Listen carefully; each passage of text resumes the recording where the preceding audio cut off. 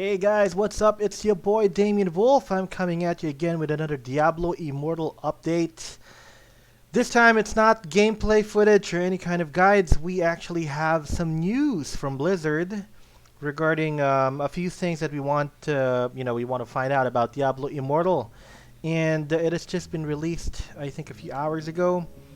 Well, let's take a look at it. Let's take a look at the page. Let's see what's up. Of course, anything that you'd like to talk about regarding these, you can leave it in the comments. And of course, if you like my content, please do check the, click the subscribe button and check the all notifications so you'll be notified of any videos that I upload. Okay, let's get down to it. Let's look at the first update. Oh my goodness. Server merge comes to Diablo Immortal. I think we kind of all know about this. We have server transfers already up from different servers. We've already seen, I mean, at least on my server, we've already seen an influx of players coming in and joining some of our clans. There have been some bugs about it, but I think there's some fixes already, and I'll talk more about that later. But it does show here that there is a scheduled maintenance. I think that's gonna be later. Is it gonna be later? I think it's gonna be later. It's 3 a.m. server time, and there will be a big, massive merge. No, it's not gonna be later. I think there's a maintenance clock above the game on the upper right corner, and well, I'm not yet sure right now. I'm not in the game, so I'm not. I don't know, but well, just check it for yourselves. All right, let's look at the servers. And we have here the following servers for South America. We have from East Asia 1, that is for Korea. We also have from Japan. We have North America 1. Ooh, okay. So it's looking like there's going to be like four servers that's going to be merged, right? I mean, wow, that's actually kind of a big deal. I was only assuming like there's going to be 2 or 3, but four servers merged into one. That's gonna bring the population up really high, and well, it's definitely good news to have a populated server. You know, that makes things a lot more interesting. Shadow War wise, it's gonna be a little bit, I don't know, it's gonna be a little bit tight in terms of grinding spaces, but I think it's still good news. All right, as long as it's not bugged, I'm all for it. Anyway, for North America, these are the servers. I'm not gonna name them all. You can check it out. North America 2. I am missing the Southeast Asia part where I am actually based at, so I don't know. There was the last update regarding the server transfer. Southeast Asia wasn't part of these columns, but then we did have people able to transfer. So I don't know if just Blizzard has forgotten about this or just didn't think we need an update, or somebody screwed up here in the documentation. But I do want to know which servers are going to be merged with my server, which is Blood Raven, and well, we'll see about that, I guess, after the maintenance. Okay, so here's some updates about the merge. You'll continue to log their server. If there's any duplicate character names, then there will be a number added to your name or the clan name, and then there will be a free name change that will be provided for you guys. Battle Pass progress will be shared.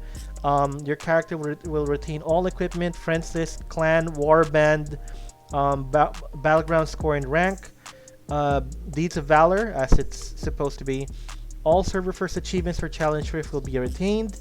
The leaderboards will be re-ranked following the server merge, I guess, because there's a point system, and people, the servers can do that. I guess they can automatically rank it on depending on the points. Grand market transactions will be retained on the merged server, but the recommended price for all the items in the market will become the average of the recommended price for all the servers, the merged servers. Immortals, this is a big one. The Immortals, because of course every server will have Immortals. Again, the Immortal with the highest dominance amongst the merged servers will become the new Immortal. All other Immortals will be reverted to adventurers and receive compensation befitting their previous station. All right, now this is what's going to be, this is going to be. I don't know if it's going to cause a lot of issues with players complaining, but it looks like the Immortal and his clan, his or her clan, will be able to retain their immortal status, but all others will be again reverted to adventurers. So I guess the Immortal will just have to pick other two allies again. It's gonna suck though that they're gonna be adventurers again, but I guess they just have to go to do a shadow, do their shadow. The criteria to get into the shadows. I'm sure it's not that big of a deal. Alright, previous Immortal reigns will be retained. Shadows and Adventures retain their progress on the merge server. Shadow War and Rite of Exile will be paused until, well, I guess, unlimited server time to give players time to adjust. Alright, lots of big changes here, but it's all good. I think, for me, it's all for good because some servers are they're feeling a little bored out already because there's not a lot of people. It's hard to find parties, etc. This will be good for all the players, and they should have actually done this already a while back. Anyway, they're doing it, so let's move on. The Fire Before Darkness limited time event. Not gonna talk much about this. It's basically just Hungering Moon named differently. Fire Before Darkness. I guess it's more. I don't know. There's nothing different about it. So it's just again completing the tasks just like the Hungering Moon event, and then you can get some stuff. The rewards are, I guess, they're still. I mean, I wish those were 6 legendary crests, but well, there's a pearl. There's a pearl. Okay. So there's a pearl. I guess we'll work for that. And the next one is the Unspeakable Depths cosmetic set. Again, the Crusader has the most awesome look out of all of these. I'm not even gonna comment on how the Monk will look. I'm not sure. It looks like this is the Monk. I'm not sure what it looks like. Looks like a Zoro starfish something. But look at this, man. Look at the Crusader. Looks really cool. I think the Crusader has the best one out of all of this. But we'll see. Maybe it will look different in the game. Alright, we'll check that out. I'm not much for skins, but it's good for other people, and as long as the game also earns a little bit, okay, if the game earns, then I'm all for it, so that the game can continue. Okay, bug fixes. Now here's the thing. For bug fixes, I've checked this link. There's not a lot, but the one bug that I've noticed and I saw there is that when there are transferees from other servers, they get reverted back to adventurer, and I think that this patch will solve the bug, and they should retain being shadows once they are transferred. Or was it? Let's just take a look. I think it's supposed to. Here we go. So, fix an issue. This one. Where is it?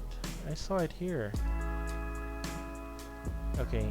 Anyway, there was this. I saw it, but I'm not sure why it's not here. It's here now. But there was an issue regarding being, transferring servers and being reverted back to adventure. And I think that they're going to fix that already. Anyway, let's move on to the best update out of all of this, and I know you guys have probably skipped on the video until you get here. The feature updates. There is the first one, of course, is a change in time. Assembly will now take place 7 to 9 p.m. server time. This is like the same time as my time, Philippine time. Not that big a deal. 7 to 9. It just, isn't this where the raid happens? Where one of the vault raid happens? So that kind of sucks because, normally people are at work at the earlier raid time, and now that they can, if they want to do a raid at around dinner time, then they'll have to choose between having to do the assembly and finishing the raid. Well, granted, the assembly can take maybe can take 5-10 minutes depending on the people blessing but nah, still. Okay, Ratborn Invasion will now occur twice a day. There's one at 12:30 p.m. server time, and one again at 9 p.m. server time. All right. So I guess they figured out not a lot of people are attending that, or maybe they're giving again more chances for people, and they found out, hey, there's nothing happening at 9 p.m. So okay, let's here's the note. Okay, well, there's a developer note. Because of player feedback and data collected in play patterns, we decided to change the times that the Shadow Assembly and Ratborn Invasion take place. This is to give a larger population of players an opportunity to play these activities at a more convenient time. It is our hope that even more players can enjoy these activities on a regular basis. Okay, well, roughly just summarize what I said. Okay, set items. Here we go. This is the main thing about this video, which I know you guys skipped to. The set items. Here it is, guys. We can now craft specific set items at Charcy's Forge in Westmarch using a new resource that's going to be coming out called the Fabled Wisp. Now, these can be acquired by salvaging set items. The green items, the one on the left side, the one which we are tortured to keep repeating and out of these dungeons just to get this one item, which is not okay, never mind. Anyway, developers notes, we have been listening to a deluge of feedback regarding players having a hard time finding specific set items. It is our belief that adding the ability to craft specific set items will provide a path for players to reliably complete their sets. Okay, as long as there is a chance for us to be able to get the exact thing that we want, then I am all for it. Whew. Okay, so we'll wait for that. That is probably the best thing out of all of these new updates. It is great to know that Blizzard is still listening to us a little bit, and I can't wait for this to happen. Anyway, let's continue with the rest of the updates. It's just a few here. Legendary gems. There are now two types of gem fragments. The gem fragments are now bound and unbound. They cannot be sold, but unbound gem fragments allow a legendary gem to be upgraded without making it bound, right? So you can upgrade certain gems. You know that, guys. Sometimes if you've already upgraded your legendary gem, then you cannot sell it in the market. But using the unbound gem fragment will I guess allow your legendary gem again to be upgraded without making it bound. Now, upgraded legendary gems can now be sold in Winton's Grand Market. To be eligible, the legendary gem must have never been equipped to your character, must have been previously upgraded, and unbound gems or unbound gem fragments only must be ranked 5 or lower. Okay, so guys, this is cool because, for example, there was this service that this limited time service, this new boon, which you get a frozen heart, and you cannot sell that. So if you're not using frozen heart, well, that's too bad. You can just make it into gem fragments, but now you can actually, I guess, upgrade that and use an unbound gem and be able to make it sellable in the market. No, I'm wrong. I was wrong. Okay, that's not it. That was incorrect. We can upgrade those sellable legendary gems without making it unsellable. Okay, so I hope you're not confused because I kind of confused myself. Anyway, that is not really a very big thing compared to the set items, but yeah, it is very useful to be able to sell most of our legendary gems and not just break them off into gem fragments. Okay, let's move on to Castle Sirangar. There will be a blacksmith and identifier that will be added to the courtyard to provide additional player ease. Okay, well, good. I guess when you do your purge and when you want to salvage stuff, then the blacksmith would be great there. Identifier, yeah. I mean, it still makes things easier and convenient, so I'm all for it. Okay, Kion's ordeal. We have received feedback that managing other players in Kion's ordeal is quite a challenge. We experienced this when we became immortal or allies of the immortal. It was really hard to organize 300 people to make them available for Kions. So I guess there's a new management UI that displays the Paracon level, the combat rating, and the contribution score of each of your players, so you can sort out and find out which players you think deserve to be part of the Kions for that particular day. The ability to set combat rating and contribution score requirements for raid entry.